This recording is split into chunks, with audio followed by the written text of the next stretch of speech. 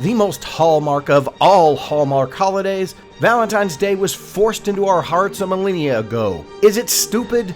Yes. Is it exploitive? Yes. Does it help existing relationships or build upon new ones? Probably not. But for one day out of the year, sometimes it's okay to leave common sense behind and roll with the punches. So come on, you fucking Romeos. Buy those oversized pink and red balloons. Buy those $8 sheets of folded paper with poems. Build that bouquet of newly murdered flowers. And take it for the team by watching her favorite romantic comedy. Sure, it's usually Hallmark or Hollywood slop, but eat that slop, you fucking sheeples. Who knows, by the end of the holiday, you may even get laid.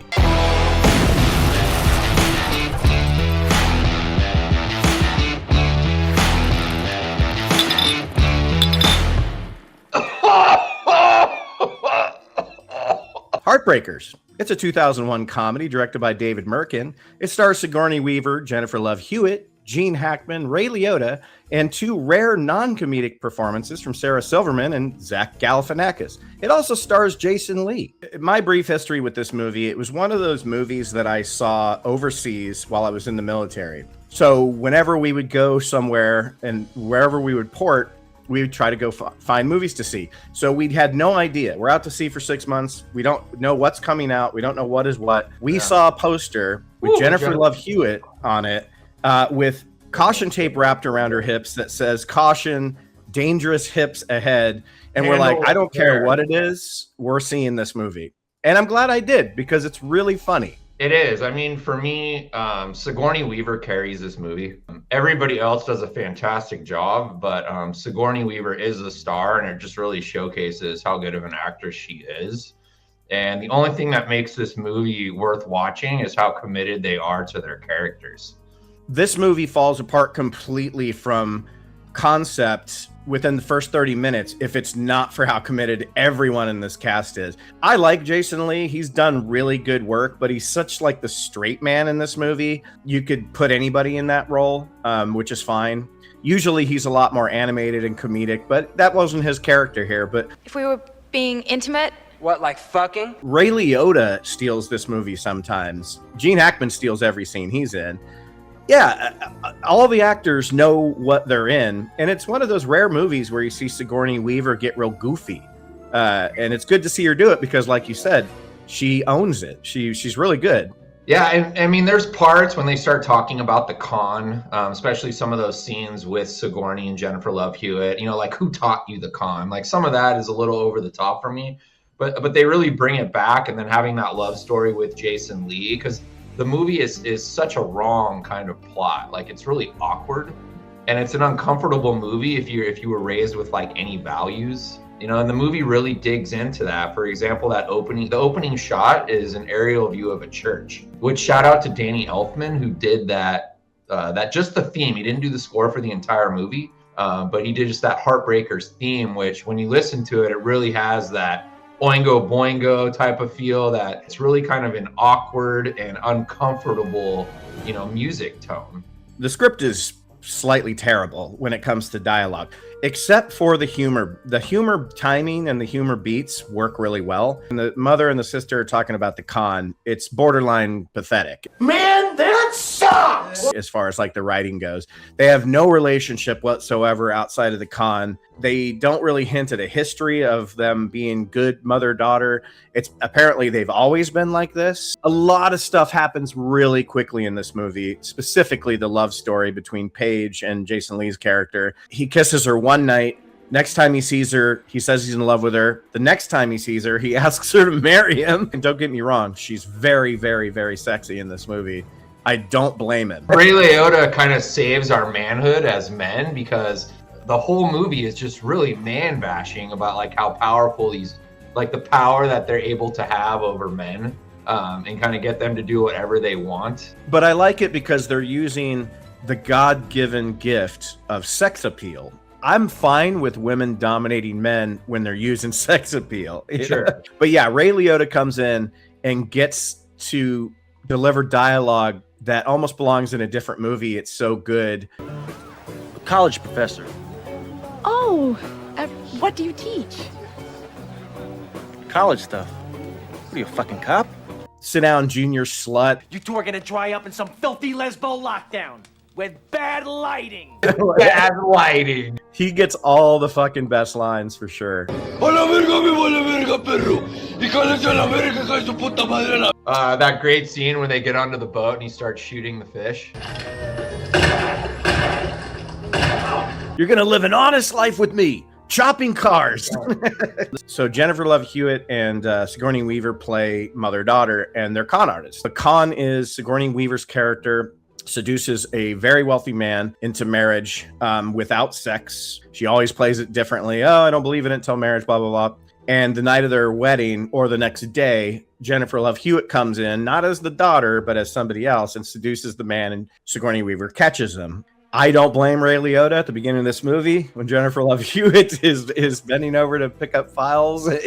But they run into some IRS problems, which is also a con. So now they go to Palm Beach, I believe it is, right? It is Palm Beach. And they zero in on this super old guy that's worth, I guess, $3 billion, played by Gene Hackman, who's just, again, so committed in this role. Like he's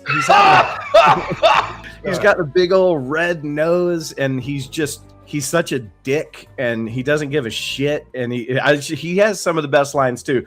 I love to watch a woman eat. It is surely one of the most sensual acts. Jennifer Love Hewitt's character, Paige, kind of starts falling for Jason Lee's character, who she's trying to con for very little profit. You kind of get the sense that she just likes him and wants to spend time with him. So the con is almost like the excuse to hang out with him. With, I think, her best delivered line in moment between them is when she first sits down and goes, well, what made you walk all the way over here, to ask me if I wanted a drink? Just being a total bitch. And he really plays it off nicely, going, well, because I'm the bartender. Which, did you notice too, though, when she's being interviewed by Gene Hackman's character and he asks her if she smokes when she's doing that English accent, which, by the way, she is so hot in that character. Holy moly. That stereotypical maid outfit that I don't think they actually wear in real life. Sigourney Weaver trips Jennifer Love Hewitt, immediately pulls out a bottle of water, puts it on the ground, like she's just so on it, and that's what gets them their room for free. Oh my God, my daughter's back. It's great. Which dragged on a little too long. It looks like they were allowed to just stay there forever, which would not happen. But. Yeah, that's movies. They never feel the need to explain who's picking up dinner. I'll do it. And she smashes a glass under her chair and puts broken glass on the plate. I need to try that, by the way, see if that works. But I don't think it's gonna work, man. I don't think so either. It's not necessarily romantic. It tries to be. They have their moments. They sell a little bit of Jason Lee and Jennifer Love Hewitt, but they're constantly bringing up like soft chick rock music for every single time that they're in a room together.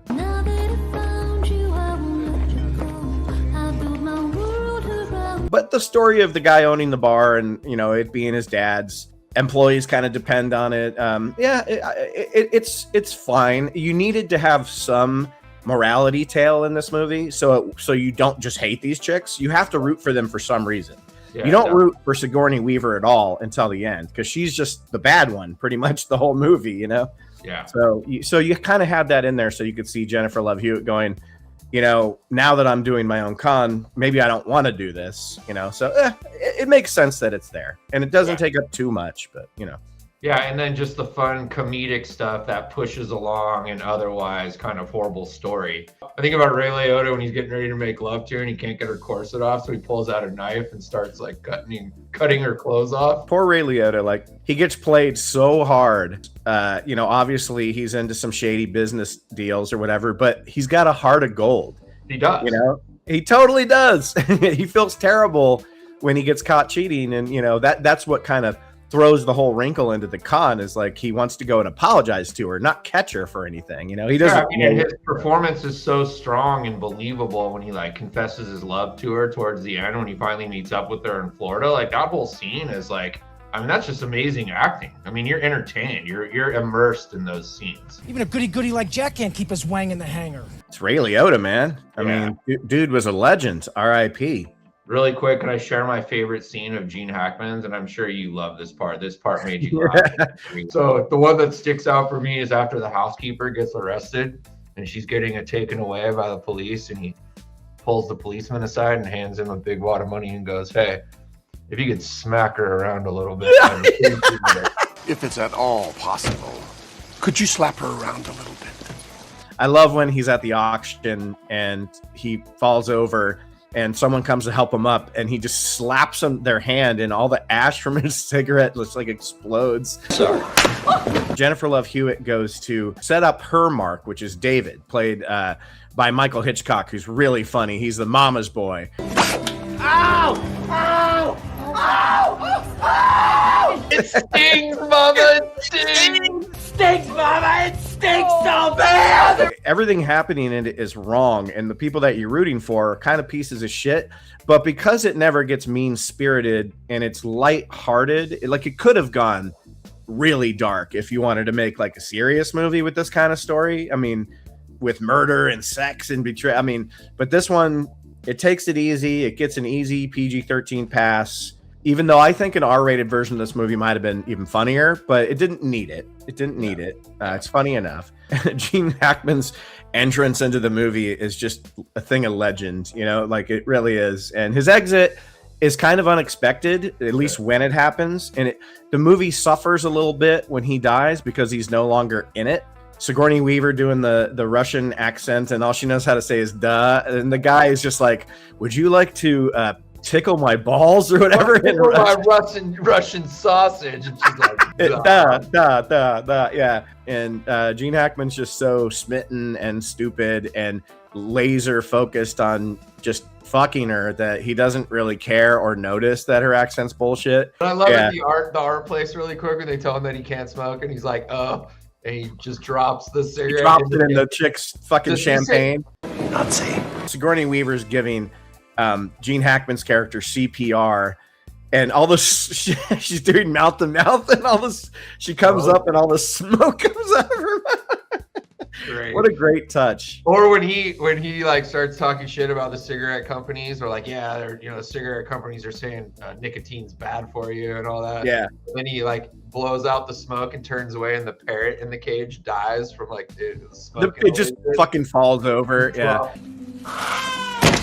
You don't see that in comedies anymore. Just the freedom to just put in a sight gag that is coming, but it's still funny. It's a little over long. I think it could have wrapped up maybe 10 minutes sooner than it does. I'm never really bored in the movie, though. Even sort of the cheesy Jason Lee, Jennifer Love Hewitt romance, it's still engaging because she's so beautiful. And he's a likable guy that you're kind of hoping whatever weirdness goes up. Like, he's a very tolerant guy. I mean, she's obviously to the earth too, man. Like, he gave her a meteor and was like, this came from the he fucking falls in love with her way too fast. No Sapphire's ever done that. Oh, and he denies Sigourney Weaver he doesn't fall to the con. Oh, you know what, dude? If Jennifer Love Hewitt is the one you marry, and then your temptation later is Sigourney Weaver, you're not gonna do it. It's the con worked better when you married Sigourney Weaver and then Jennifer Love Hewitt wants to fuck you. I mean, Sigourney Weaver is a beautiful woman. She's very attractive in the movie. Yeah. This isn't the most attractive she's ever been, though. Galaxy Quest. That's the best she's ever looked. She has blonde hair. Her boobs are all pushed up in her space outfit. Yeah. There was no way that Jason Lee was going to be like, yeah, my beautiful Jennifer Love Hewitt is right over there, and I'm going to have sex with her old aunt. He's too nice of a guy to just tell her to fuck off. It's just not in his nature. He's just almost too passive. He's almost too, like, cucked in a way. But there's a nice little moment when Ray Liotta goes to Jennifer Love Hewitt's bungalow and is like, what's taking him so long? She's like, I can't let him do this. And he's like, it doesn't feel good, does it? See, it hurts me to screw around with people's feelings, doesn't it? He's kind of the common sense, like, audience member speaking to these two girls. Like, what you do sucks. It hurts people. Don't you just want to love? Like, I just wanted to love. Like, yeah, I do some shady shit as my job, but I'm not like a murderer or wife beater. I just want to fall in love and be happy. And like, yeah, and doesn't he say like when the monologue really gets emotional for him, he's like, I loved you. I wasn't lying about that. Him and Gene Hackman, they are never in a scene. They are not in a scene together, are they? no, he kind of re-enters the movie when Gene Hackman dies. That first twist, but then when he comes back into the movie, it's another huge twist that really kind of enhances everything. It is the perfect time for him to re-enter because Gene Hackman has been so funny up to this point, and now he's dead. So I love how he's got a hard on when they have him covered in the sheet. Yeah. Look, it's a lowbrow, not very smart when it comes to comedy, but I'll say when it is funny, it's really funny. And I just enjoy the whole movie from start to finish. It's a good one for us to do on like a Valentine's Day holiday because it's not really a rom-com. It's more of just like a comedy caper sort of. With that reminder as like a human being, all human beings with like emotions and needs and all of those things, it kind of reminds you of all of that through this wacky story. You kind of feel those moments of awkwardness, or like when you're kind of rooting for Jason to fall in love with Jennifer. It brings in some of that real love and emotion into it, the human side of it. The final shot of this movie is fantastic. Sigourney Weaver's using Ray Liotta, which is, I think, the Danny Elfman. It is. The Heartbreakers theme. It's credited as the Heartbreakers theme.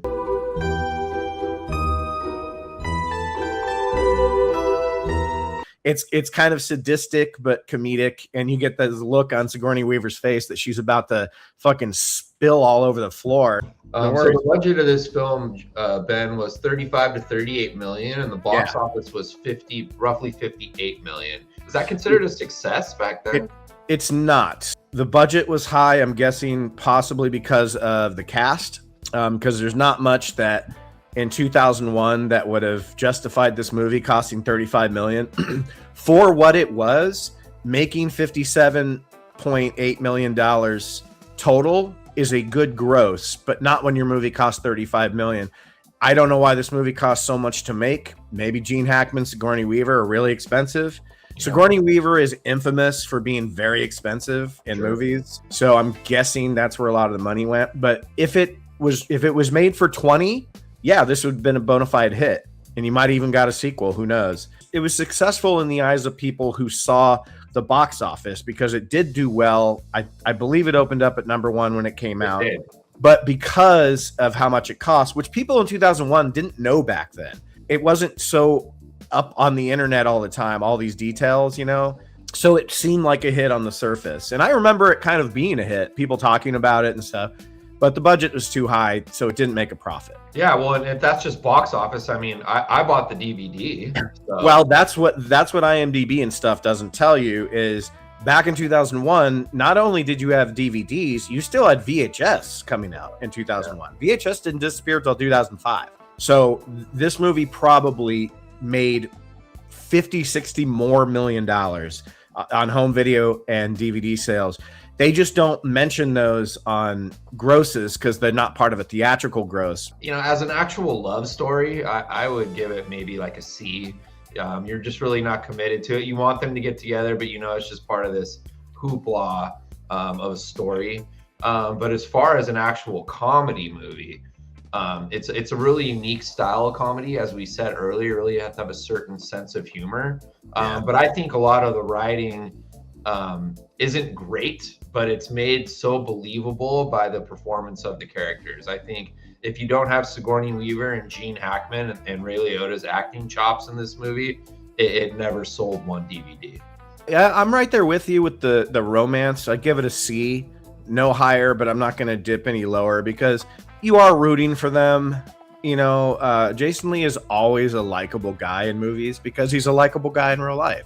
And he became a decent actor. Jennifer Love Hewitt, her performance in this movie is the one, if I had a weak link, not because she's bad, but because she's trying too hard in the scenes where she's supposed to be rough and tough. Martini very dry. Like there's just things where you're like, it's kind of seeping through the cracks there that because we all know she's just like America's sweetheart in real life, especially during this era. And she's trying to play it rough. She does a great job physically, not just because she's beautiful, but she plays very, aggressive and independent, but she just goes for it a little too hard with the rough, tough stuff. I'm a bitch, I'm a boss, I'm a bitch. I remember laughing my ass off when I first saw it, and I rewatched it a bunch of times in the early 2000s. Yeah. Gene Hackman's fucking hilarious. Ray Liotta's hilarious. Sigourney Weaver is funny, but she's more of like the instrument of the evil planning. So she's not laugh out loud funny, but you can tell she's having fun doing the movie. Yeah. So you're enjoying it. She has a couple of funny things here and there. Back in the USSR. You don't know how lucky you are. You can't pull your eyes away. I mean, it's not a B movie. It's a B movie story, but from like the standpoint of like being a major Hollywood film, it's really well put together. Yeah, it was a star-studded cast. It was very competently made. This movie was able to take a PG-13 rating, roll with the sex appeal, roll with some of the dirty shit that Ray Liotta says. Stupid bitch, you filthy slut! Able to squeeze a little sort of sentimental and genuine love story in there somewhere that didn't bog down the movie. So happy Valentine's Day, guys. We appreciate you watching. We drink your cinema, everybody. Happy Valentine's Day. Thanks for watching, guys.